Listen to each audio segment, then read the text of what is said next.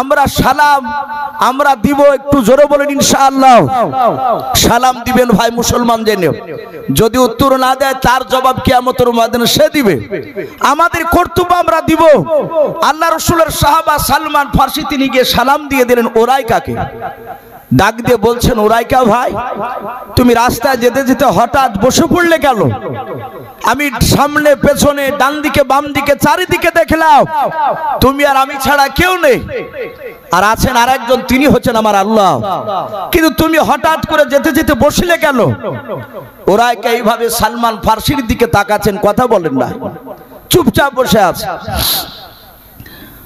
সালমান ফারসি রাদিয়াল্লাহু তাআলা আনহু বাবা হাত ওখানা জোরে ধরে বলেন, ভাই ওরাইকা তোমার বুঝি পেটে ব্যথা হয়েছে নাকি বলাও? হযরত ওরাইকা কোনো কথা বলে নাই। সালমান ফারসি কয়েকবার ডাক দিয়ে দেখলেন কথা বলে নাই। ওই রাস্তার ধারে তিনি বসে গিয়েছেন। সালমান আল্লাহর নবীজির মসজিদে নববীর দিকে দৌড়ে চলে গেলেন।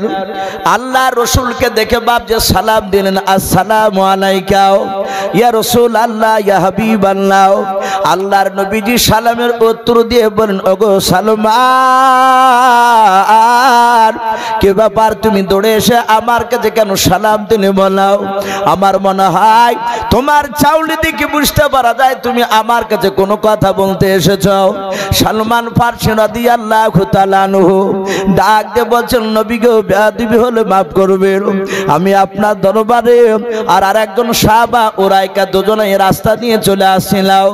ওগো আল্লাহর নবী যে আপনার মসজিদে আসার আগে 50 থেকে 60 হাত দূরে আমরা দুজনেই ছিলাম। ওগো নবী যে দেখলাম আমার সামনে ওরাইকা নামে একজন সাহাবা, উনি হঠাৎ করে রাস্তার মাঝখানে বসে পড়লেন। ওগো আল্লাহর নবী যে আমি তাকে জিজ্ঞাসা করলাম, ভাই তুমি কেন বসে পড়লে? বলো কোনো কথা বলে নাই। ওগো নবী যে আমি প্রথমে সালাম দিয়েছি, শুধু সালামের উত্তর দিয়েছে, আর কোনো কথা বলেন নাই। নবী আমার মনে হয় সালমান ফারসি রাদিয়াল্লাহু তাআলা আনহু বলেন, নবী গো আপনার মসজিদে নববীর ভিতরে অনেকগুলো সাহাবা দেখতে পাওয়া যায়, যে কোনো একজন সাহাবার মারফতে ওরাইকাকে ডেকে নিয়ে আসুন। আপনি জিজ্ঞাসা করুন ওরাইকা কেন আপনার দরবারে আস্তে আস্তে বসে গিয়েছিল। আল্লাহর নবীজি শোনার পর বলেন, ওরে সালমান আমি অন্য কোনো সাহাবাকে বলবো না রে ভাই, যাও সালমান তুমি দৌড়ে গিয়ে ওরাইকাকে তুমি গিয়ে বলবা রাসূলুল্লাহ ডাকে দিয়েছে দেখে ভাও। নবীজির নাম শোনার পর আর ওরাইকা বসে থাকতে পারবে না। সালমান ফারসি আর দাঁড়ালেন না। আল্লাহর নবীজির কথাটা শোনার পর সোজা দৌড়ে গিয়ে বাবা সালমান ফারসি ওরাইকার কাছে যাওয়ার পর দ্বিতীয়বার সালাম দিলেন, আসসালামু আলাইকুম ওয়া রাহমাতুল্লাহি ওয়া বারাকাতুহু। সালাম দেওয়ার পর হযরত ওরাইকার হাত ওখানে জোরে ধরে বলেন, ওরে ওরাইকা ভাই আমি তোমাকে ব্যক্তিগত ডাকতে আসি না। ওরে ওরাইকা ভাই সারা পৃথিবীর দরুদ নবী মার নবী জনাবে মুহাম্মদ রাসূলুল্লাহ সাল্লাল্লাহু তাআলা আলাইহি ওয়াসাল্লাম, ও ভাই ওরাইকা তোমাকে নবীজি ডাক দিয়েছে। সালমান ফারসি বলেন, যাহাতে আমি নবীজির নাম করলাম ওরাইকা বসে থাকতে পারলো না, চট করে দাঁড়িয়ে গেল। ওরাইকা দাঁড়িয়ে যাওয়ার পর নবীজির সাহাবাকে বলেন, গো সালমান ভাই বলো আমার নবীজি মসজিদে নববীতে আছে না বাড়িতে আছে বলাও? সালমান বলেন, আমি বললাম ভাই ওরাইকা নবীজি মসজিদে নববীতে আছে, বাড়িতে যাই নাই, আমি এক্ষুনি নবীর কাছ থেকে আসলাম, তোমাকে মসজিদে নববীতে ডাক নিয়েছে। সালমান বলে, আমি দেখলাম ওরাইকা আগে আগে দৌড়ে দৌড়ে নবীজির দরবারে চলে গেল। আমি নবীজির দরবারে নয় ওরাইকার পেছন পেছন নবীজির পেছনে গিয়ে দাঁড়িয়ে গেলাম। আল্লাহর নবীর সাহাবা ওরাইকা আল্লাহর রাসূলের কাছে গিয়ে বাপজি সালাম দিয়ে দিলেন, আসসালামু আলাইকা ইয়া রাসূলুল্লাহ ইয়া হাবিবাল্লাহ। আল্লাহর নবীজি সালামের উত্তর দিয়ে বলেন, ওরাইকা তুমি দূরে দাঁড়িয়ে থেকো না, তুমি আমার কাছে এসো। ওরাইকা যাহাতে কাছে গেলেন আল্লাহর রাসূলের চেহারার দিকে ওরাইকা ফেল ফেল করে বাপজি চেয়ে আছে। ওরাইকার দুই চোখের কোণা দিয়ে পানি মনে করে যায়। আল্লাহর নবী বলেন উরাইকা আমি শুনলাম তুমি নাকি রাস্তা আস্তে আস্তে বসে গিয়েছিলাও, ওরাইকা তোমার কি হয়েছিল তুমি বলাও। আল্লাহ রসুলের কথা শোনার পর ওরাইকা আস্তে করে বলেন হুজুর আমার কিছু হয় নাই। আল্লাহ রসুল বলেন ওরাইকা তোমার কিছু হয় না তো তুমি কেন বসে গিয়েছিলে তুমি বলাও। ওরাইকা আস্তে করে বলছেন ইয়া রাসূলুল্লাহ আপনি আমাকে বসতে বলেছিলেন তাই আমি বসে গিয়েছিলাম। বলুন সুবহানাল্লাহ। নবীজি বলেন আই উরাইকা আমি তো তোমাকে বসতে বলি নাই। উরাইকা বলছেন হুজুর আপনি তো বললেন বসো।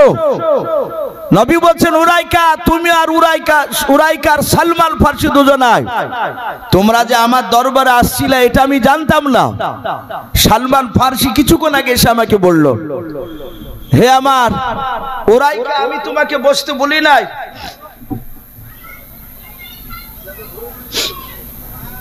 যাক বাবজু ভাই মাদ্রাসায় খাওয়া দাওয়া শুরু হয়ে গিয়েছে। কারো যদি খেতে বাকি থাকে আলহামদুলিল্লাহ দুজন চারজন করে যাবেন, খাওয়া দাওয়া করে সে আবার বসে যাবে। তা আমি বলছিলাম আল্লাহ রসুল ডাক দিয়ে বলছেন উরাইকা আমি তোমাকে বলি নাই। উরাইকা বলছেন হুজুর আপনি যে বললেন সাহাবা বসো। উরাইকা বলছেন নবী আপনি তো বললেন। রসুল বলছেন আমি তোমাকে বলি নাই। মসজিদে নববীর ভিতর থেকে একজন সাহাবা দাঁড়িয়ে গিয়েছিল। অনেক সময় দেখেন মজলিস থেকে উঠলে অনেক বক্তারা বলে যে ভাই উঠছেন কেন, বসুন আর কিছুটা আলোচনা করে শুনে একবারে দোয়া নিয়ে যাবেন বাড়ি। এরকম অনেক বক্তারা আমরা বলি। নবী বলছেন আমার একজন সাহাবা মাহফিলের মাঝ থেকে দাঁড়িয়ে গিয়েছিল। আমি সেই সাহাবাকে লক্ষ্য করে বলেছিলাম এই সাহাবা বসো। হযরত উরাইকা বলছেন নবী আপনি নাম ধরে তো বলেন নাই, আপনি সাহাবা বসে বলেছেন, আমিও তো আপনার সাহাবা উরাইকা। আপনি যখনই সাহাবা বসে বলেছেন আর আপনার গলার আওয়াজটা মসজিদে নববীর ভিতর থেকে বাইরে আমি 50 থেকে 60 হাত দূরে থাকা অবস্থায় আপনার গলার আওয়াজ শুনতে পাওয়ার পরই আমি রাস্তায় বসে গিয়েছিলাম। জোরে বলুন সুবহানাল্লাহ। একটু রাত্রি গিয়ে বাপজি একটু সমীক্ষা করব, চিন্তা করব যে সাহাবাই কেরামরা রসুলকে কতটা ভালোবেসেছিলেন। আমার বিশ্বনবী জবান থেকে কথা বেরোনোর সাথে সাথেই বাপজি তারা আমল করতে। বাপজি আমার সোনা লালেরাও এ শুধু আপনার এ তো কথা, এই কথাটা মানতে তো আর জান চলে যায় না।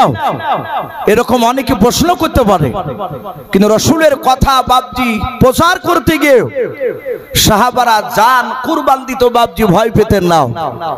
আজ আমরা তো বাপজি দিন খুব আরামে পেয়ে গিয়েছি।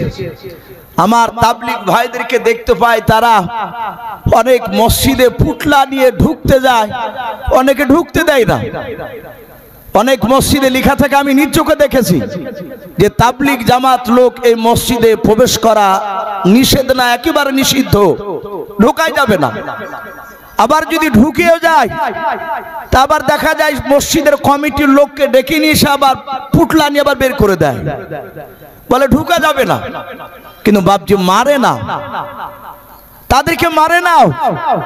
আমরা দেখতে পাই দিনী ভাইদেরকে সকালবেলা নামাজের জন্য ডাকতে গেলে তাবলিগ ভাইয়েরা অনেক মানুষ বলে দেয় যে কাজ পান না, এই সকালবেলায় কাঁচা ঘুমটা ভেঙে দিলেন, এই নামাজের জন্য ডাকতে এসেছে, আমার সময় যখন হবে তখন আমি পড়ব।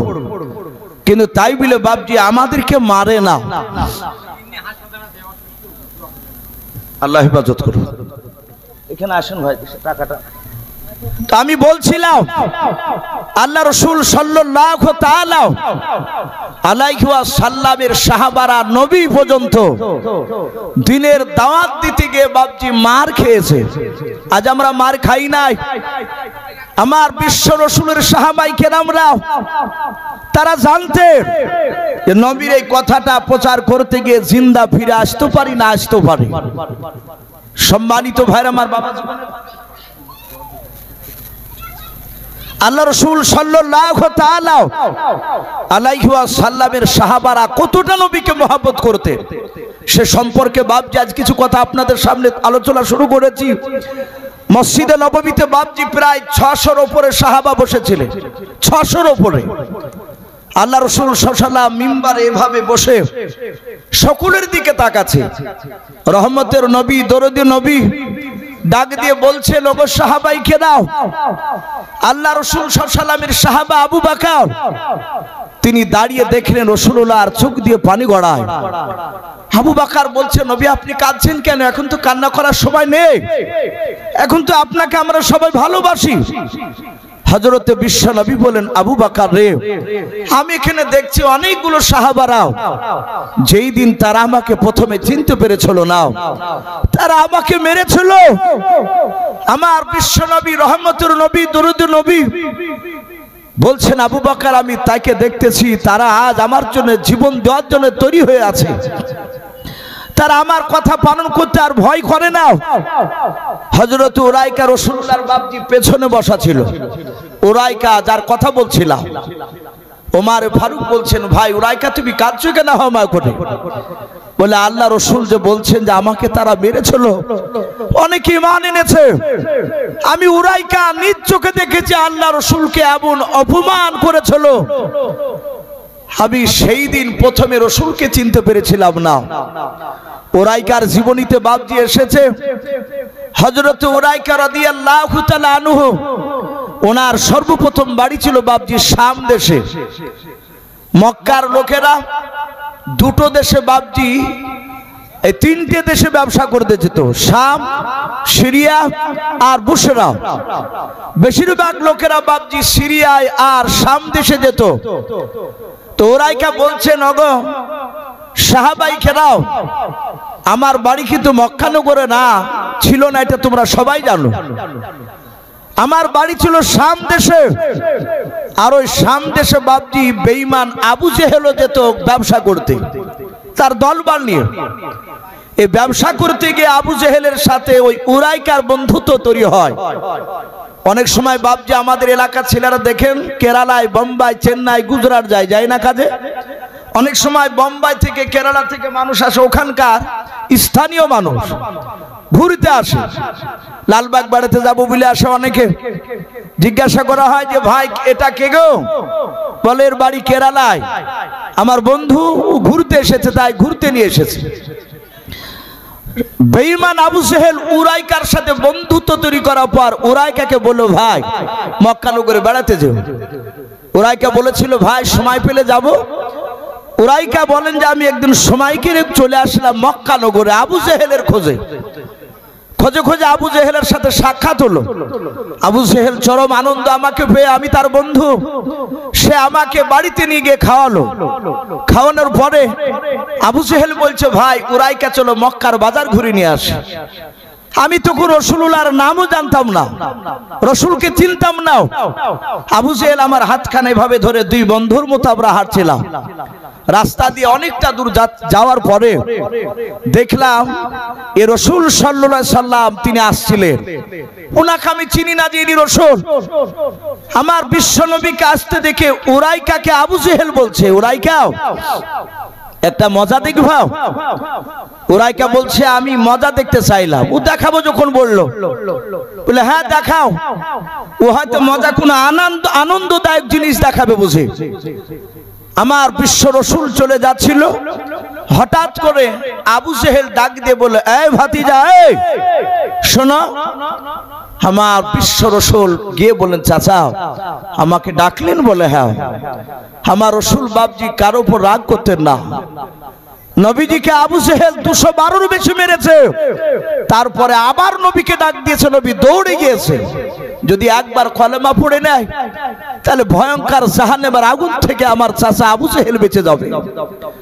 আবু জেহেল রাসূলকে ডাকলো কাছে, নবী চলে গেলে আবু জেহেল বলল, ভাতিজা একটু হা করো তো। উরাইকা বলছেন, আমি আবু জেহেলের হাতখানা এভাবে আঁকড়ে ধরে আছি, চিপে ধরে আছি, আর মজা কি দেখাবে তাই দেখার জন্য আমি চিন্তা করছি, দেখি কি দেখায়। আবু জেহেল বলল রাসূলকে, ভাতিজা একটু হা করো। বিশ্ব নবীজি হা করলেন।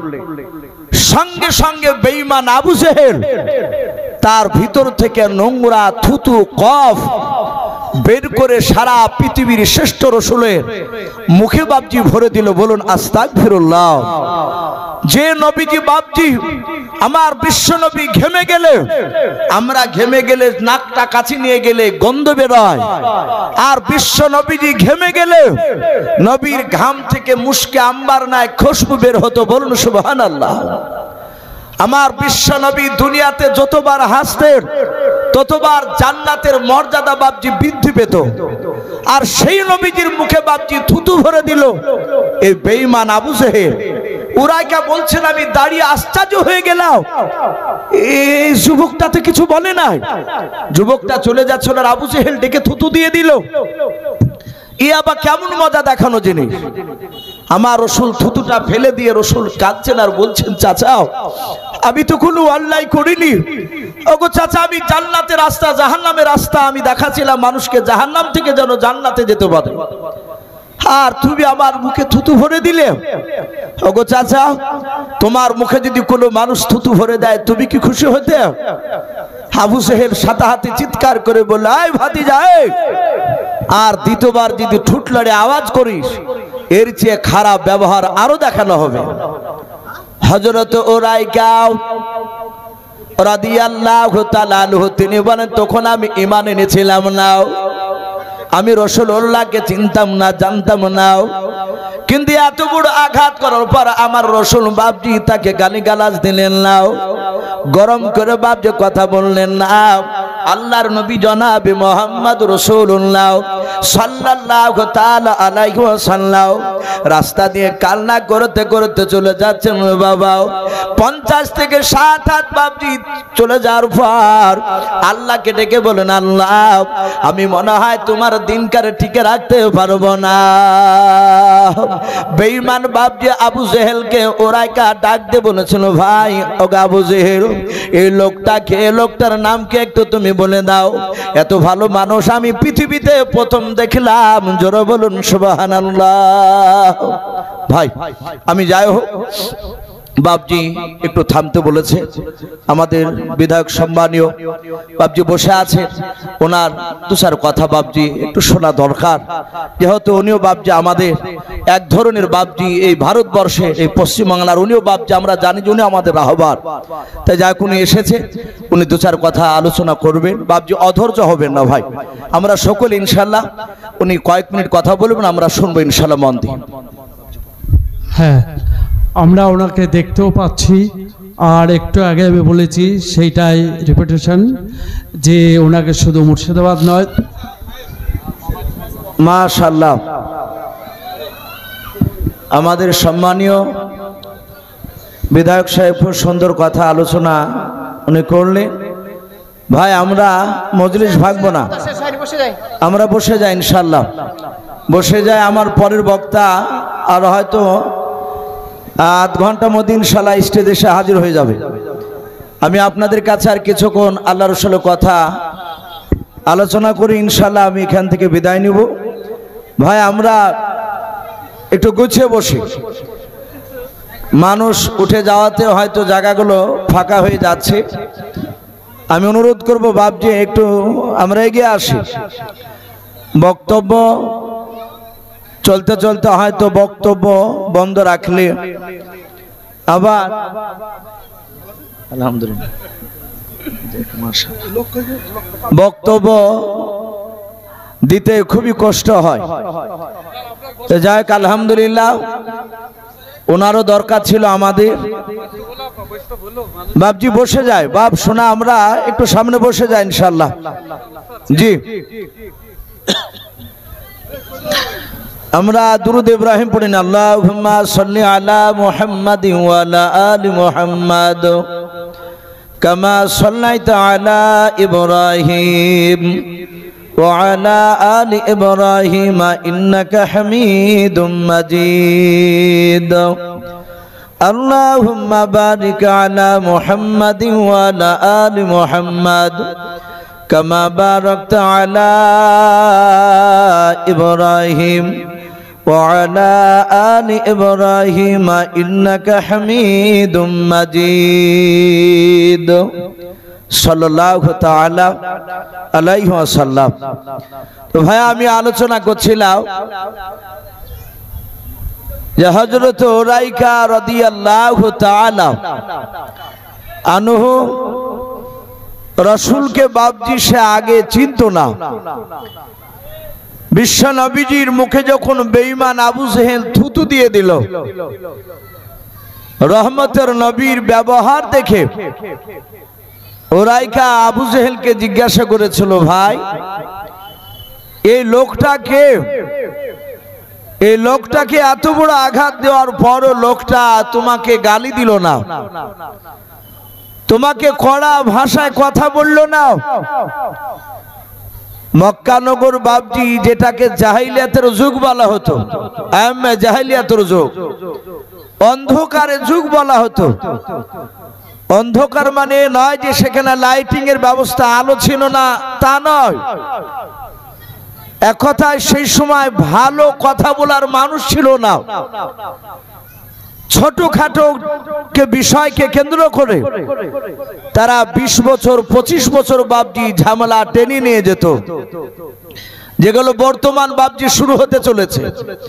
আল্লাহর নবী বলেন, কিয়ামতের আগে আমার উম্মতের মধ্যে আমি জন্ম নেওয়ার পর মক্কা নগরে যেই সব কাফিরদের মধ্যে, মক্কার লোকেদের মধ্যে যে সব খারাপি গুণগুলো ছিল, এই সব গুণগুলো কিয়ামতের আগে আমার উম্মতের মধ্যে দেখা দেবে।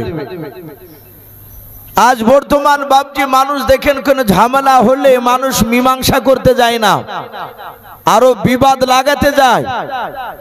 তার যদি লোক না থাকে তাকে আড়ালে ডেকে যে বলবে এই দেশে এলাকায় যারা শক্তিশালী তার দলে সাপোর্ট দে, যে তুই কেন ওদের কাছে মাথা নিচু করবি। এসব বাপজি আপনার থামাতে চায় না, জিনিসটাকে আরো খারাপের দিকে নিয়ে যায়। এটা জাহিলিয়াতের যুগে বাপজি ছিল। তো সেই সময় মক্কা নগরে বাপজি আপনার আবু জেহেলকে ডাক দিয়ে বলল, ভাই আমি শাম দেশে মানুষ হয়েছি, মক্কা নগরে এসে আমি এই লোকটাকে দেখলাম যার মুখে তুমি থুতু দিয়ে দিলাও। সে তোমাকে গালি দিল না, শুধু একটা কথা বলে তোমার মুখে দিলে তুমি কি খুশি হতে? অন্য লোক যদি কেউ থুতু ভরে দিত, তুমি আবার তাকে ধমক দিয়ে তাড়িয়ে দিলাও। এই লোকটার নাম কি? লোকটার আব্বার নাম কি একটু বলো। আমি মক্কা নগরী গিয়ে তার প্রশংসা করব, আলোচনা করব আমার বাপ চাচাদের সামনে। আজকে আমাদের এখানে সামনে বাপজি বিধায়ক মাননীয় হুমায়ুন কবির সাহেব উনি বক্তব্য দিচ্ছিলেন। অনেক মানুষই গিয়ে হয়তো দেশে বাড়িতে গিয়ে আলোচনা করবে যে নতুন গ্রাম মাদ্রাসায় 1 লক্ষ টাকা তিনি ওয়াদা করলেন। তো ডাক দিয়ে বললো, আমি গিয়ে এই লোকটার আমি প্রশংসা করব, এর নাম কি বললো? আবু জেহেল বলল, এর পরিচয় তোমাকে দেওয়া যাবে না, শোনো না সামনে দিকে চলো, আরো মজা জিনিস দেখাবো। সম্মানিত ভাই আমার, বাবা জীবনেরা, আল্লাহ যাকে হেদায়েত করবে পৃথিবীর মানুষ নাই তাকে বাপজি গুমরাহ করে রাখতে পারবে না। উরাইকা রাদিয়াল্লাহু তাআলা আনহুর দিলের ভিতরে আল্লাহর নূর জ্বালিয়ে দিয়েছেন, হেদায়েতের নূর। উরাইকা আবু জেহেলের হাত ধরে যেতে যেতে কিছুটা দূর যাওয়ার পরে হাতকে টান মেরে ছুটে দিয়ে আল্লাহ রাসূলের দিকে দৌড়াতে লাগলেন। আল্লাহর নবী জনাবে মুহাম্মদ রাসূলুল্লাহ সাল্লাল্লাহু তাআলা আলাইহি ওয়াসাল্লাম দরদে নবীকে পেছন দিক থেকে ডাক দিয়ে বলেন, ও মক্কার যুবক তুমি দাঁড়িয়ে যাও। উরাইকা বলেন, আমি নবীজির নাম পর্যন্ত জানতাম না। আল্লাহ রাসূলকে বাপজি যুবক বলে ডাক দিয়েছে। নবী আমার পেছন দিকে ঘুরে থাকে দেখলেন সেই তো যুবক উরাইকা।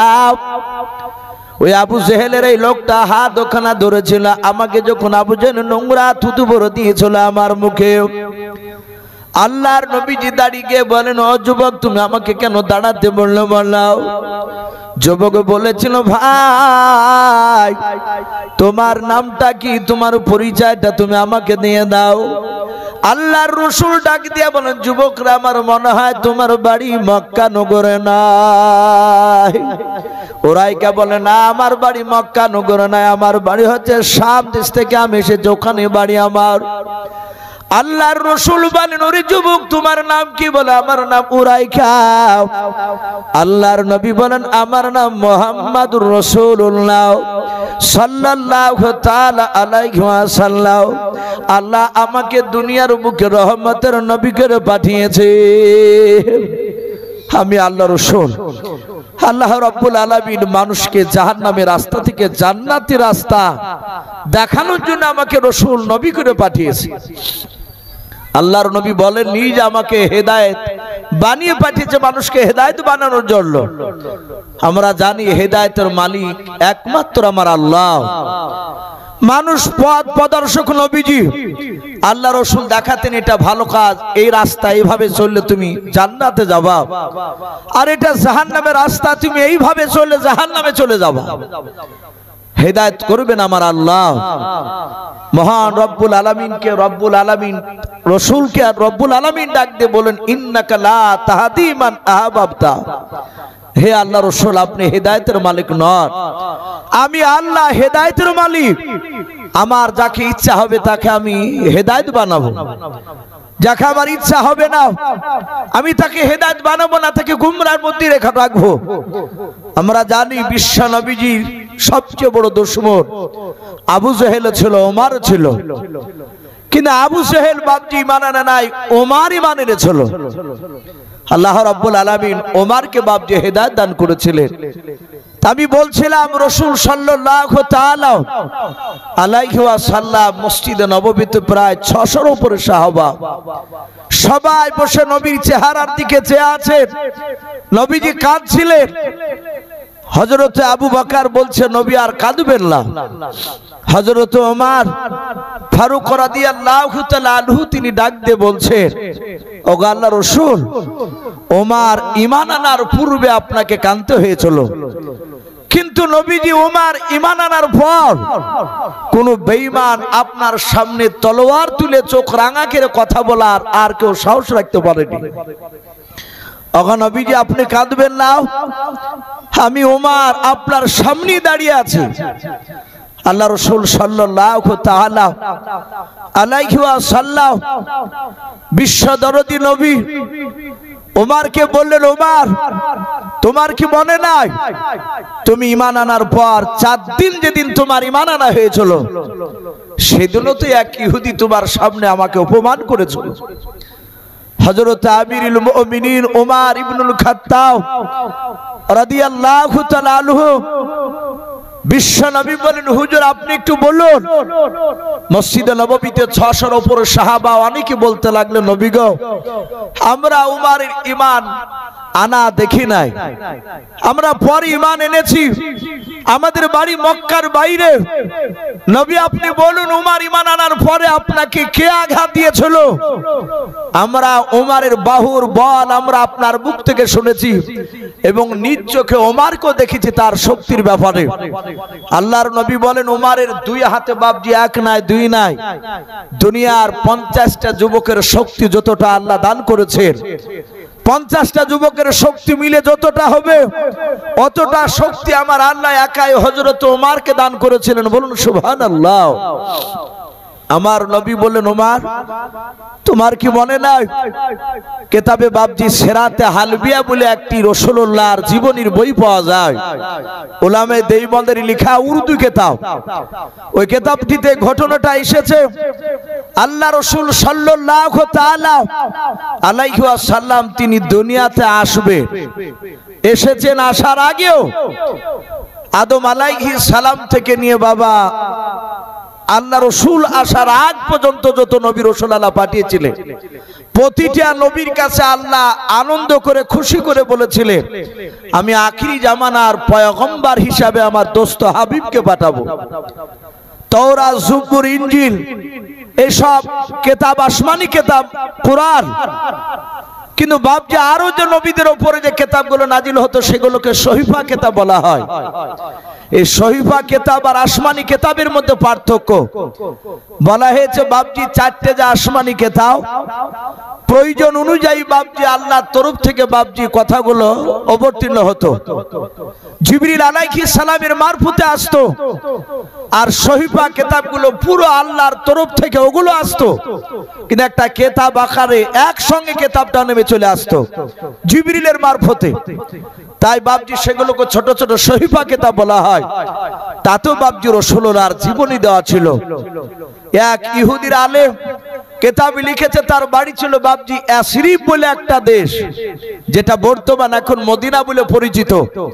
আল্লাহর নবী মক্কা থেকে বাপজি ইয়াসরিবে যাওয়ার আগে ওই দেশটার নাম ইয়াসরিবই ছিল। নবী যখন মক্কা থেকে হিজরত করে ইয়াসরিবে পৌঁছালেন, দেশটার নাম কেটে হলো মদিনাতুন নবী, নবীজির শহর। বিশ্ব নবী রহমতের নবী এই আগমনের কথা ইহুদির আলেমটা বাপজি জানতে পেরেছে।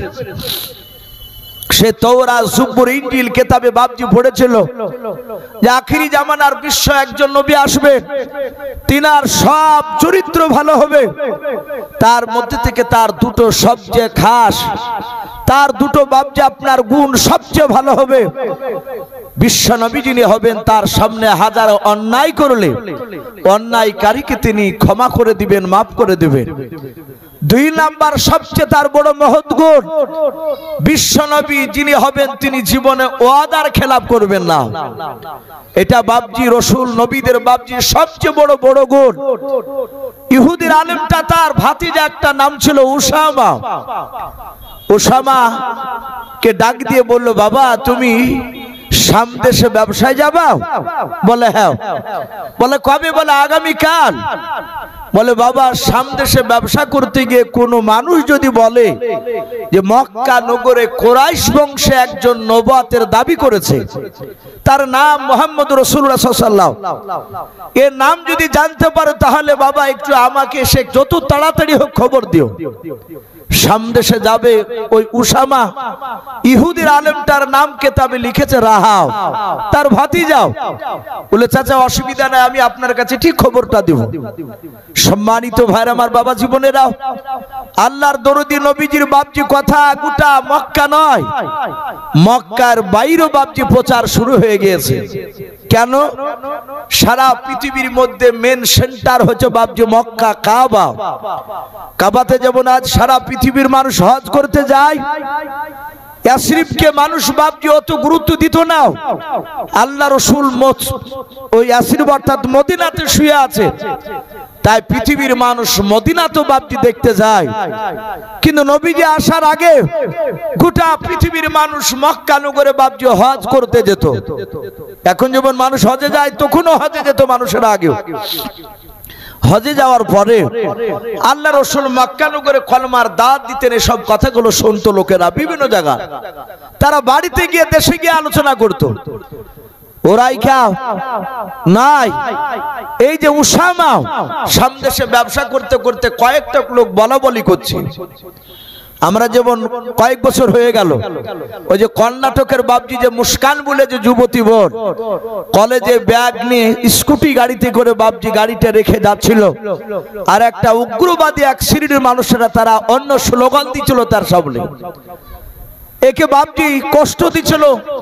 আর মেয়েটা সেই মুস্কান বুরকা পরা আমার বোনটা, সে ওদের সামনে ওরা আলাদা স্লোগান দিচ্ছি, নারে তাকবীর বলে বাপজি কয়েকবার ধ্বনি দিয়েছিলেন।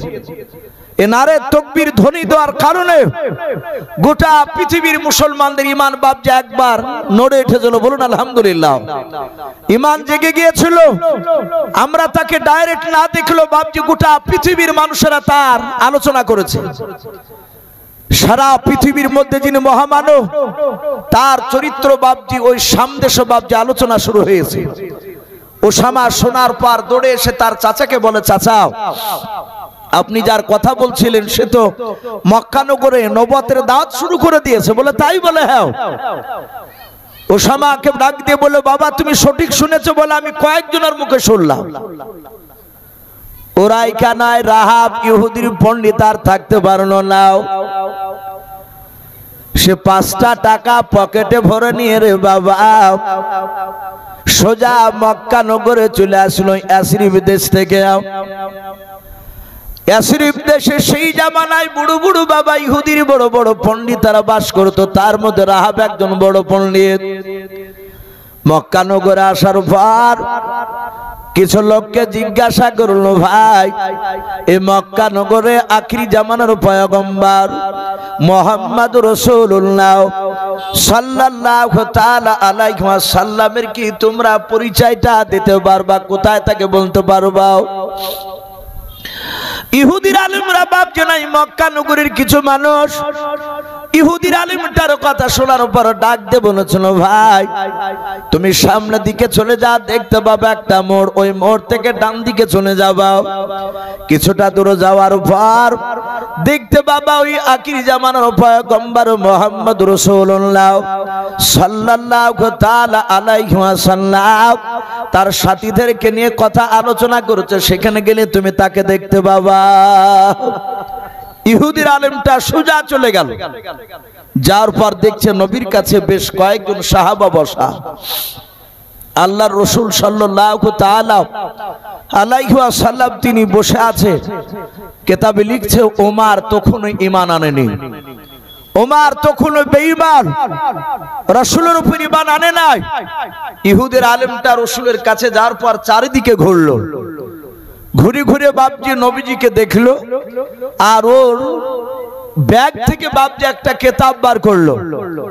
কোন কোন মুফাসসিরিনে কেরাম লিখেছেন তাওরাত, কোন কোন মুফাসসিরিনে কেরাম লিখেছেন যে না ইনজিল।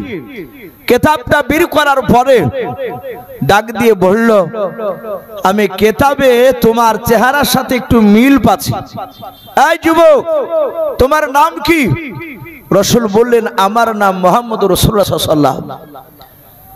বলে, তুমি নবী প্লাস রাসূল? নবীজি বললেন, আমি নবী প্লাস রাসূল। এখানে অনেক বাপজি ভাইরা আছে, নবী আর রাসূলদের মধ্যে একটু পার্থক্য আছে। যারা উলামা তারা ভালো জানে, আমি আপনাদেরকে একটু মোটামুটি বলি, এতটুকু মনে রাখবে, সব নবী রাসূল হতে পারে না, সব নবীরা রাসূল হতে পারে না, কিন্তু সব রাসূল নবী হতে পারে। যেমন হযরত ইব্রাহিম খলিলুল্লাহ আলাইহিস সালাম, উনি নবী প্লাস রাসূল। ইদ্রিস নবী আলাইহিস সালাম, তিনি নবী প্লাস রাসূল। হযরতে নূহ আলাইহিস সালাম, নবী প্লাস রাসূল। মুসা আলাইহিস সালাম, নবী প্লাস রাসূল। যেমন হযরতে হুদ আলাইহিস সালাম, তিনি নবী ছিলেন, রাসূল ছিলেন না। হযরতে দানিয়েল আলাইহিস সালাম, তিনি নবী ছিলেন, রাসূল ছিলেন না। হযরতে শীস নবী আলাইহিস সালাম, তিনি নবী ছিলেন, রাসূল ছিলেন না। তার নবী আর রাসূলদের মধ্যে কিছুটা পার্থক্য আছে, কিন্তু নবী রাসূল ছিলেন না বলে নবীরা যে কম দামি তা নয়। নবীরা সবাই নিষ্পাপ, বলুন আলহামদুলিল্লাহ।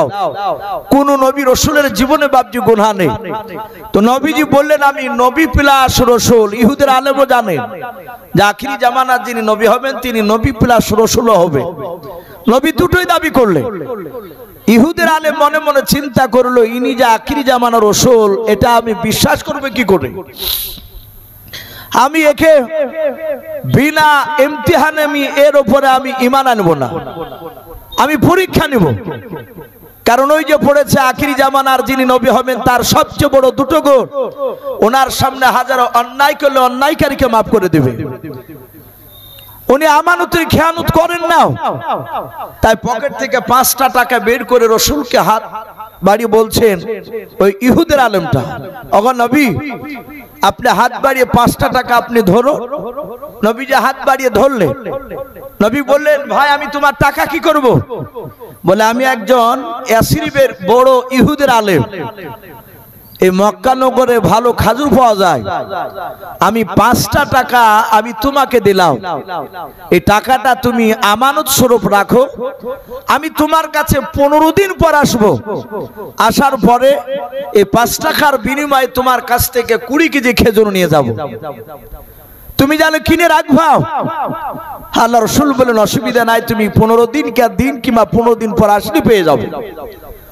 ইহুদির আলেমটা ভাবছে আপনার টাকাটা দিয়ে চলে যাচ্ছে, আর আল্লাহকে বলছেন আল্লাহ তুমি আমাকে 15 দিন আমাকে জিন্দা রেখো।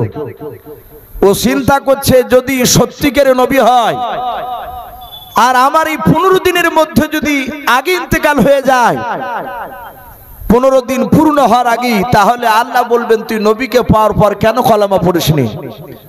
এইটাও জাহান্নামের রাস্তা। বলছেন আল্লাহ তুমি আমাকে 1 নাই 2 নাই, আমাকে 15 দিন জিন্দা রেখো। এখান থেকে বাপজি বলেছে ইবাদত করতে গেলে বাপজি একটু জেনে শুনে ইবাদত করা দরকার।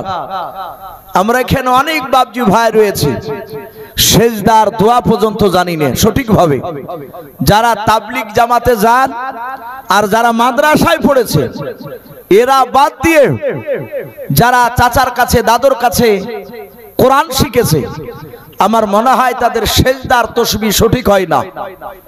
অনেকের বাপজি ভুল হয়, আমরা সেজদার তাসবিহ অনেকে সঠিকভাবে বলতে জানি না। আপনারা অনেকে চিন্তা করবেন তাকিকেরা হয়, আমরা তো সেজদার তাসবিহ জানি, ইউসুফ সাহেব ভুল বলছে। একটু পরীক্ষা করে নেন এখনই, যারা তাবলিগ জামাতে গিয়েছেন তারা আর মাদ্রাসায় যারা পড়েন তারা বাদ দিয়ে একটু মাথা নড়াবে, আমার সাথে এই কথাটা মিলাবেন। কারা কারা বলে সুবহানা রব্বিল আলা সেজদার তাসবিহ, সেজদাতে গিয়ে কারা এই তাসবিহটা বলেন? আমি যেভাবে বলছি এভাবে কারা কারা বলেন সুবহানা রব্বিল আলা? এটা বলেন তো ভাই নাকি অনেকে? এদের অনেকে মাথা লড়াচ্ছে। সুবহানা রব্বিল আলা এটা সেজদার তাসবিহ বলে আমরা পড়ি, কিন্তু বাপজি এই সুবহানা রব্বিল আলা যারা বলে তাদের কিন্তু তাসবিহ সঠিক হয় না, তাদের এটা ভুল। আপনি সঠিক করে বলতে পারছেন না, আপনি শিখেননি সেরকম লোকের কাছে। এই তাসবিহটা হবে সঠিকভাবে সুবহানা রব্বিয়াল আলা, সুবহানা রব্বিয়াল আলা। তাহলে সুবহানা রব্বিল আলা আর সুবহানা রব্বিয়াল আলা 2 রকম হচ্ছে না বাপ? আমরা অনেকেই জানি না। ইহুদির আলেমটা বাপজি দেখলো আমি বিনা পরীক্ষায় ইমান আনছি না, 1 2 3 4 করে বাপজি 10 দিন হতে চললো, 10 দিন পার হয় নাই। তাহলে আর কথা অনুযায়ী বাপজি আর বাকি আছে এখনো 5 দিন। ইহুদির আলেমটা এবার সোজা চলে এসেছে, আর মানুষকে জিজ্ঞাসা করা লাগেনি যে হয়তো চিনে গিয়েছো। ওর দ্বিতীয়বার হচ্ছে আসা। এদিকে টাটকা ইমানদার ওমর ফারুক রাদিয়াল্লাহু তাআলা আনহু 4 দিন হয়েছে মাত্র ঈমান আনা কলেমা পড়া, রাসূলের দরবারে উলুঙ্গা তলোয়ার নিয়ে বসে আছে। রহমতের নবী দরুদের নবী সাল্লাল্লাহু তাআলা আলাইহি ওয়াসাল্লামের কাছে এসে বাপজি ইহুদের আলেমটা সোজা এসে বাপজি কিছু না বলে নবীর এইভাবে কলার কানাকে ধরলো। আল্লাহর নবীজি ডাক দিয়ে বলেছেন ইহুদি ভাই তুমি আমার কলার কানা জামার কেন তুমি ধরলে বলাও। ইহুদের আলেমটা আল্লাহর নবীজিকে বাপজি অন্যায় করে কথা বলতে শুরু করলো।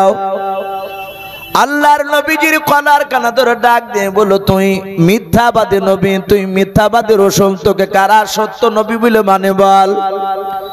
আল্লাহর নবীজি এইভাবে ইশারা করে সাহাবাদের দিকে দেখে বললেন এরা আমাকে সবাই সত্য নবী বলে মেনে নিয়েছে, এরা মানে আমাকেও। ইহুদের আলেমটা ডাক দিয়ে বলে ওরা তোমাকে চিনতে পারে না, তুমি মিথ্যাবাদী নবী, ভন্ডা নবী, তোমার বাপ ভন্ডা ছিল, তোমার দাদা ভন্ডা ছিল। এইভাবে আল্লাহ রাসূলকে বাপজি না অন্যায় করে বাপজি ছোট বড় কথা বলতে লাগলে, এমনকি গালি গালাজ পর্যন্ত দিতে লাগলো।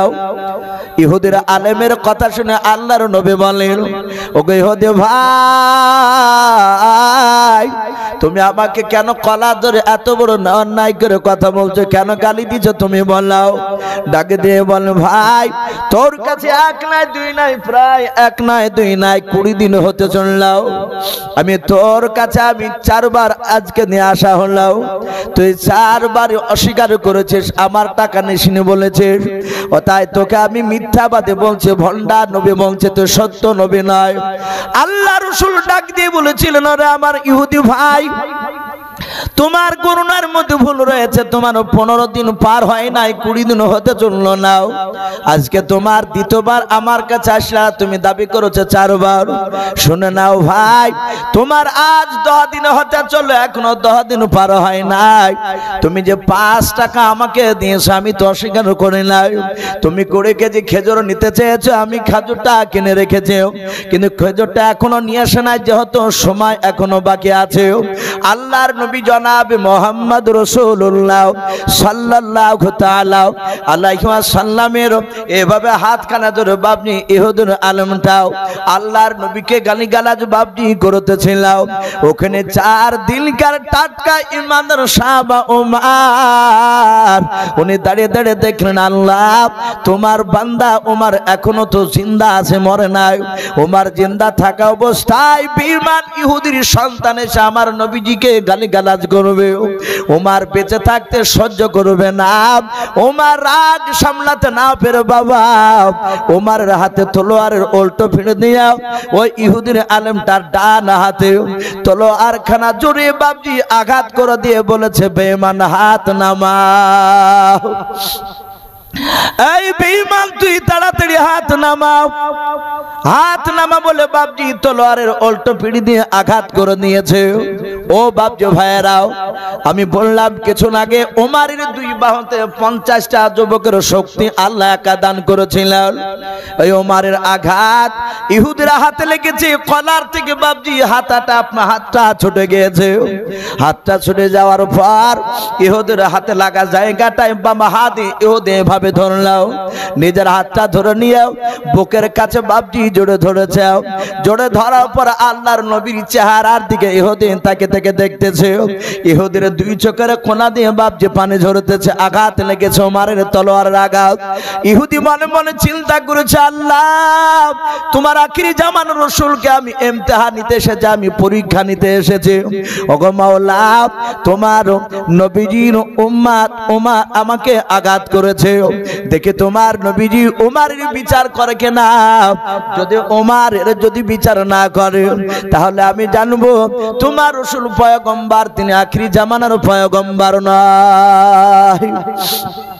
আল্লাহ রাসূল ইহুদির চেহারাটার দিকে চেয়ে বুঝতে পেরেছে ইহুদি আঘাত পেয়েছে। আল্লাহর রাসূল ডাক দিয়ে বলেন, ওমর। ওমর তলোয়ারটা মেরে দিয়ে আল্লাহর নবীজিকে ডাক দিয়ে বলো, হুজুর আপনি হুকুম দিয়ে দেন, এই বেঈমান ইহুদিকে আর পৃথিবীর বুকে বেঁচে রাখবো না, একে জবাই করে দিয়ে জাহান্নামের দরজায় একে পাঠিয়ে দেব। আল্লাহর রাসূল বলেন, ওমর উত্তেজিত হয় না, ওমর বসে যাও। ওমর ডাক দিয়ে বলো, হুজুর এত বড় কোলে যাও। নবী গো, আমি ঈমান আনার পর দেখলাম আজ 4 দিন হতে শুনলাম আপনার জীবনে অন্যায় কাজ আপনি করতে পারেন না, বলুন সুবহানাল্লাহ। ওগো নবীজি, এটা আমার অগাধ বিশ্বাস, কিন্তু ইহুদি বারবার বলছে না তুমি মিথ্যাবাদী। ও নবীজি, আপনি বলেছেন আমি মিথ্যাবাদী নয়। নবী তাই সহ্য করতে না পেরে তলোয়ারের আঘাত করে দিয়েছে। নবী হুকুম দিয়ে দেন, একে এবার জবাই করে পাঠিয়ে দিয়ে জাহান্নামে। আল্লাহর নবী বলেন, ওমর তুমি বসে যাও। ওমর সাথে হাতে বাবজি নবীর কথা শুনে ওমর তলোয়ার নিয়ে বসে পড়লাম। আল্লাহর নবী যে ডাক দিয়ে বলেন, ওমর রে, ইহুদি তোমার কলার ধরেছিল না আমার কলার ধরেছিল বলা। হযরত ওমর বিশ্ব নবীর কথা শুনে উত্তর দিয়ে বলেন, নবী গো, আমার কলার ধরে নাই, আপনার কলার ধরেছিল। আল্লাহর দরুদে নবী ডাক দিয়ে বলেন, ওমর তাহলে আমি কি তোমাকে মারতে হুকুম করেছিলাম? ইহুদিকে মারলাম। আল্লাহর নবীর সাহাবা ওমর বলে, হুজুর না, আপনি হুকুম দেন নাই, কিন্তু আমি সহ্য করতে পারি নাই, আপনাকে অপমান করবে, ওমর বেঁচে থাকা পর্যন্ত সহ্য করতে পারবে না। আল্লাহর নবী বলেন, ওমর তুমি অন্যায় করেছো। এই ওমর, আমি আখিরি জামানার পয়গম্বর মুহাম্মদ রাসূলুল্লাহ সাল্লাল্লাহু সাল্লাল্লাহু তাআলা আলাইহি ওয়াসাল্লাম আমি তোমাকে হুকুম করেছি ওমর তুমি এখন ইহুদের হাত দুখানা ধরে তুমি ক্ষমা চেয়ে নাও। হযরত ওমর একেবারে নরম হয়ে গিয়েছে। ওমর সঙ্গে সঙ্গে বাপজি রাসূলের কথা শোনার পর ইহুদিরা হাত দুখানা জোড়ে ধরলো। জোড়ে ধরার পর ওমর ডাক দিয়ে বলছে, ইহুদি ভাই, ওমর বাতিলের কাছে মাথা নত করা বান্দা নয়, কিন্তু পরিস্থিতি আলাদা হয়ে গিয়েছে। নবীজি ক্ষমা চাইতে বলেছে, তাই আমি তোমার হাত দুখানা ধরে আমি তোমার কাছে ক্ষমা চাইতেছি। রাসূল যদি বলতো ওমর ওকে কাঁধে করে নিয়ে বাড়াও, যত দূর নিয়ে যেতে বলতো আমি তত দূর নিয়ে যেতাম। হে ইহুদি ভাই, তুমি আমাকে ক্ষমা করে দাও। রহমতের নবী ওমরকে দেখলেন যে ক্ষমা চেয়ে নিল। বিশ্ব নবী রহমতের নবী বললেন, ওগে ইহুদি ভাই, আমিও ওমরের হয়ে আমি আবার তোমার কাছে ক্ষমা চাই। আমার বিনা হুকুমে তোমাকে আঘাত করেছিল, তুমি কষ্ট পেয়েছো, তুমি আঘাত পেয়েছো। আল্লাহর নবী বলেন, ওরে আমার উসমান গনি জামাই, কোথায় আছো? তুমি দাঁড়িয়ে যাও। মসজিদই ছিলেন, উনি দাঁড়িয়ে বললেন, ইয়া রাসূলুল্লাহ, হাবিবাল্লাহ, আপনি বলো। আপনারা সকলেই জানেন উসমান গনিকে গনি বলা হতে কারণে উনি মালদার ছিলেন, নবীজির জামাই। যে উসমান গনি রাদিয়াল্লাহু তাআলা আনহুকে নবী জুন্নুরাইন বলতেন, দুই নূরের অধিকারী। আল্লাহর দুটো মেয়ের সঙ্গে বাপজি উসমান গনি রাদিয়াল্লাহু তাআলা আনহুর বিয়ে হয়েছিল। ভুল বুঝবেন না, নবীর দুটো মেয়ের সাথে বিয়ে হয়েছিল, কিন্তু দুই মেয়ে একসঙ্গে জিন্দা অবস্থা বিয়ে হয়নি। আল্লাহ রসুলের বিটির সঙ্গে প্রথমে বিয়ে হয় উসমান গনির। আল্লাহ রসুলের সেই উসমান গনির স্ত্রী নবীর বিটি ইন্তেকাল করলে নবী উসমান গনির চরিত্র দেখে আর থাকতে পারলেন না। দেখলেন এত সুন্দর জামাই, নবীর আর একটা মেয়ের সাথে বিয়ে দিয়ে দিলেন। এই জন্য উসমান গনিকে বাপজি জুন্নুরাইন বলা হয়, দুই নূরের অধিকারী বলা হয় উসমান গনিকে। উনি খুব দামি ছিলেন। এটাও এসেছে উসমান গনিকে দেখে, যেখানে জিবরিল আলাইহিস সালাম তিনি আসতেন, উসমান গনি থাকলে আমার বিশ্ব নবীর দরবারে জিবরিল আলাইহিস সালাম তিনি আসতে করে লজ্জা লজ্জা ভাব করে কথা বলতেন। নবী বলতেন, ওগো আমার আলী, ওগো আমার জিবরিল, তুমি এত লাজুক অবস্থায় কথা বলছো কেন? ডাক দিয়ে বলতেন, রাসূলুল্লাহ, আপনার দামি জামাই হযরত উসমান গনি এই মাহফিলে বসে আছে, বলুন আলহামদুলিল্লাহ। এত সম্মান দিতে সেই উসমান গনিকে নবী বলেন, উসমান গনি, তোমার বাগান থেকে তুমি 25 কেজি খেজুর নিয়ে এসো। উসমান গনি দৌড়ে নিয়ে আসলে নবী বলেন, 20 কেজি একদিকে করো, 5 কেজি আর একদিকে করো। 20 কেজি আলাদা করা হলো। নবী ইহুদিকে বলছেন, ভাই নাও, তোমার এই খেজুরটা 5 টাকার বিনিময়ে যে তুমি আমাকে কিনতে বলেছিলে, নাও 20 কেজি নাও। তারপরে বাপজি আরো 5 কেজি স্টার বেশি দিছে, বলে 5 কেজি আরো নাও। বলে এটা তো কথা ছিল না। বলে আমার ওমর তোমাকে আঘাত করেছে, এই আঘাতের বিনিময়ে আমি খুশি করে আরো 5 কেজি দিচ্ছি। ইহুদির সন্তান, ইহুদির আলেম আর থাকতে পারলো না, ধৈর্যের বাঁধ বাপজি ভেঙে ফেললো। হাওমা করে তিনি কেঁদে নবীর পা দুখানা জুড়ে ধরে বলছেন, নবী আমি খাজুর একটা নিব না। রাসূল, আমি আপনার কাছে ইচ্ছাকৃত অন্যায় করেছিলাম, শুধু আমি আপনার পরীক্ষা নিয়েছিলাম যে আপনি সত্যিকারী নবী না রাসূল। এটা পরীক্ষা নেওয়ার জন্য আপনাকে অন্যায় করে গালিগালাজ দিয়েছি। নবী আপনি আমাকে ক্ষমা করে দিয়ে আপনার কলেমা পড়ে মুসলমান বানিয়ে নেন, বলুন সুবহানাল্লাহ। বাপজি আমার সোনা লালেরা, আল্লাহ রাসূল সাল্লাল্লাহু তাআলা আলাইহি ওয়াসাল্লামের বাপজি সেই মসজিদে নববীতে কথা বলছিলাম।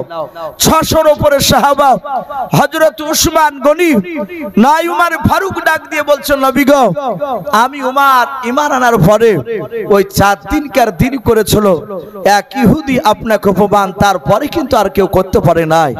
একবার বাপজি আমরা আস্তে আস্তে একবার জিকির করে নিই, লা ইলাহা, একটু পড়ে নি, লা ইলাহা। আসেনি লা ইলাহা ইল্লাল্লাহ লা ইলাহা ইল্লাল্লাহ লা ইলাহা ইল্লাল্লাহ মুহাম্মাদুর রাসূলুল্লাহ সাল্লাল্লাহু তাআলা আলাইহি ওয়াসাল্লাম। ভাই আমি বলছিলাম সেই আল্লাহ রাসূল বাপজি 600-এর উপরে সাহাবা নিয়ে বসা, আল্লাহর নবীর সাহাবারাও ডাক দিয়ে বলেন, ওগো আল্লাহর নবীজি আপনি বলুন, আপনি কেন আমাদেরকে এখানে একত্রিত করলেন, জমা করলেন, আপনি বলুন নবী আপনি কি বলতে চাইছেন একটু তাড়াতাড়ি বলুন। আল্লাহর নবীজি বলেন, ওগো সাহাবায়ে-কেরাম আমাকে আল্লাহ কোরআন পাকে বলে দিয়েছেন পূর্ণাঙ্গ দিন দিয়ে আমি পাঠিয়ে দিয়েছি রাসূল, আর আপনার পরে কোনো নবী আসবে না। আল্লাহ কোরআনে বলেছেন ও খাতামান নবিয়্যিন, আল্লাহ রাব্বুল আলামিন নবুয়তের দরজায় তালা মেরে দিয়েছেন। এই আমার সাহাবায়ে-কেরাম শুনে নাও, আমি এমন একটা জায়গায় আমি তোমাদের সবাইকে নাও 600-এর উপরে সাহাবা রয়েছে। বলে হুজুর হ্যাঁ, এতগুলো সাহাবার মধ্যে থেকে একজন সাহাবাকে আমি দেখতে চাই, একজন সাহাবাকে কলমার দাঁত নিয়ে যেতে বলবো এমন একটা দেশে, যে দেশের বাদশা বেঈমান, ওই দেশের প্রতিটা নাগরিক বেঈমান। ও আমার বন্ধু শুনে নাও সাহাবারা, একজন ব্যক্তি যাবা হিকমতের সহিত কথা আলোচনা করবা, এমন হিকমতের সহিত কথা আলোচনা করবা যেন তোমার কথাবার্তা শুনে যেন অমুসলিমরা যেন মুক্ত হয়ে যায়। এই সাহাবারাও কে আছো বলে একজন ব্যক্তিকে আমি দেখতে চাই। রাসূলের কথা বলার সাথে সাথে নবীজির একজন সাহাবা, অনেকে নাম শুনেছেন, হযরত দাহিয়াতুল কলবি, নাম শুনে নেবা, এই দাহিয়াতুল কলবি রাদিয়াল্লাহু তাআলা আনহু, তিনি খুব দামি সাহাবা ছিলেন, দেখতে সুন্দর ছিলেন। উনি দাঁড়িয়ে বলছেন ইয়া রাসূলুল্লাহ ফিদাকা আবি ওয়া আম্মি, নবী আপনার পদতলে আমার পিতামাতা কুরবান হয়ে যাক, নবী আপনি আমাকে পাঠিয়ে দেন, আমি হিকমতের সহিত কলমার দাঁত নিয়ে যাব। বাপজি আমরা হিকমতের সহিত কথা অনেকেই বলতে জানি না, আমার তাবলীগ ভাইরা দেখতে পায়, তারা কথাগুলো আমি অনেক লক্ষ্য করে দেখেছি, কারণ তাবলীগ ভাইদেরকে আমি যথেষ্ট শ্রদ্ধা করি, ভালোবাসি। আমি দেখেছি তাদের হিকমতের এত সুন্দর কথাবার্তা, বাপজি কাউকে আঘাত দিয়ে কথা বলে না। হিকমতের সহিত আমরা অনেকেই কথা বলতে জানি না। দেখবেন বাপজি একটা যুবক যদি নামাজ পড়তে যায়, দেখা যায় অনেক যুবকরা বাপজি মসজিদে 3 মাস 4 মাস করে নামাজ পড়ে, আবার দেখা যায় বাপজি হঠাৎ করে যুবকটা নামাজ পড়তে আসে না। এরকম হয় কি হয় না বাপ একটু কথা বলে? অনেক জায়গায় হয়। তা আমরা কি করি, যুবকটাকে বাপজি যদি দেখতে না পাই যে তো আসেনি নামাজ পড়তে, তা আমরা ওই যুবকটাকে কেউ দেখা হলে বলে এই তোর বাপ নামাজ পড়ে না, তুই নামাজ পড়তে পারিস? ওই যে হয়তো 2 মাস 3 মাস গিয়েছে, অমনি গিয়ে বাপজি তাকে এমন ভাবে বাপজি মেজাজ নিয়ে কথা বলছে মুসল্লি। কিছু মুসল্লি এরকম বলে যে তোর বাপই তো নামাজ পড়ে না, তুই নামাজ পড়বি না বাদ দিয়ে দিবি, তা তোর 1-2 মাস নামাজ পড়ে দেখে আমি বুঝতে পেরেছিলাম। ছেলেটা আরো রেগে যায়। ওখানে যদি ওই কথাটা না বলে বাপজি যদি বলা হয় যে বাবা তুমি মসজিদে নামাজ পড়তে 3 মাস গিয়েছিলে, মসজিদের কাতার ভালো লাগছিল, মসজিদটা মানা ছিল, বাবা তুমি প্রায় মাসখানেক থেকে যাও না, তো মসজিদটাকে ভালো লাগে না, মসজিদ ফাঁকা ফাঁকা মনে হয়। তখন ছেলেটা দেখবে যে কোনো একটা অজুহাত দেখাবে, হয় শারীরিক অবস্থা খারাপ, নালে বলবে যে হুজুর আমি ছিলাম না বাড়িতে। এটা হচ্ছে হিকমতের সহিত কথা। 4-5টা মুসল্লি যদি ওরকম কথা বলে, তো দেখবেন ওই লোকটা আর না গিয়ে থাকতে পারবে না। বলুন আলহামদুলিল্লাহ। সম্মানিত ভাইরা আমার, বাবা জীবনেরা, আল্লাহ রাসূল বলেন এই দাহিয়াতুল কলবি, তুমি সেই বাদশার কাছে হিকমতের সহিত তুমি কথা আলোচনা করবা। বলেন হুজুর আমি রাজি আছি, বলুন কোথায়, কোন বাদশার কাছে? আল্লাহর রাসূল বললেন বাদশাটার নাম হচ্ছে হেরাক্লিয়াস। বুখারী শরীফে বাপজি তার নাম কয়েকবার এসেছে। বাদশাটার বাড়ি হচ্ছে রোম দেশে, রোম দেশের সম্রাট। নবীজি বললেন সেই বাদশা অত্যন্ত বুদ্ধিজীবী, সে বেঈমান হলো, তার বুদ্ধি রয়েছে। শুনে নাও, তার কাছে মিথ্যা কথা যেই বলতে যায় সেই ধরা পড়ে যায়। সে বেঈমান বাদশা হলো, মিথ্যা কথা বলতে গিয়ে ধরতে পারলে তার বিচার সেখানে করা হয় মৃত্যুদণ্ড, তাকে জবাই করে দেওয়া হয়। দাহিয়াতুল কালবি বলছেন, হুজুর চিন্তা করবেন না, আপনি চিঠি লিখে দেন। আমরা জানি বিশ্ব নবী নিজ হাতে বাবজি লিখতেন না। নবী পৃথিবীর কোন মানুষের কাছে বাবজি লেখাপড়া করেনি। কথা সত্য না মিথ্যা ভাবে একটু বলুন? নবী লেখাপড়া করেননি। নবীজি লেখাপড়া করেনি বলে বিশ্ব নবীকে মূর্খ, জাহেল, আনপাড় এইসব শব্দগুলো বাবজি নবীর সামনে বলা যাবে না। আল্লাহ রাসূল লেখাপড়া না জানলো, নবীর মতো জ্ঞানী মানুষ আর পৃথিবীতে বাবজি আজও জন্মায়নি, আগামীতে জন্মাবেও না। বলুন আলহামদুলিল্লাহ। আল্লাহ রাসূলের প্রতিটা কথা নবী যে বাবজি আপনার এক নয় দুই নয়, ঈমান আনার পরে বিশ্ব নবী যে 23 বছর কলেমার দাওয়াত দিয়েছেন, প্রতিটা নবীর কথা বিজ্ঞান সম্মত। জোরে বলুন সুবহানাল্লাহ। বাবজি আমার সোনা লালেরা, তো যাই হোক, আমি বাবজি আলোচনা করছিলাম আমার বন্ধুবর হযরত মাওলানা আজিজুল হক সাহেব আসা পর্যন্ত। মাস্টারমশাই যে জালসার বাবজি সভাপতি জায়গা বসে আছেন, আপনাদের দেশের বাবজি একজন অতল, উনি একজন স্কুলের বাবজি, জেনারেল মাস্টার হওয়ার পরও আমি দেখেছি মাস্টারমশাই তিনি আলেম ওলামাকে ভালোবাসেন এবং তাবলীগ জামাতে গিয়ে বিভিন্ন জায়গায় তিনিও বক্তব্য রাখেন। আমার বাড়ি ঘাসিপুর, উনি আমার গ্রামের মসজিদও গিয়েছিলেন। ঘাসিপুরে কয়েকবার তিনি বক্তব্য, প্রায় মানুষ বলে যে ওনার বক্তব্য খুব সুন্দর। উনি বলছিলেন, ভাই আজিজুল সাহেব আসা পর্যন্ত আপনি একটু আলোচনা করুন। তো যাই হোক ভাই, আমি আলোচনা করছিলাম আমার বক্তব্য